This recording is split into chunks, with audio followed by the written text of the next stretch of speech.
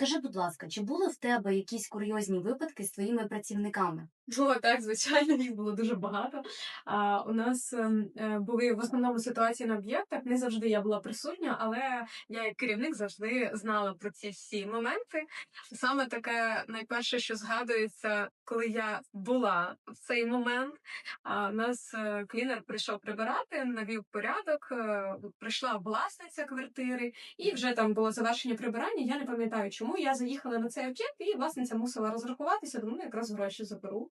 Ця власниця пішла в душ, поки домивався коридор. І вона прийшла зі мною розраховуватися повністю гола. Просто.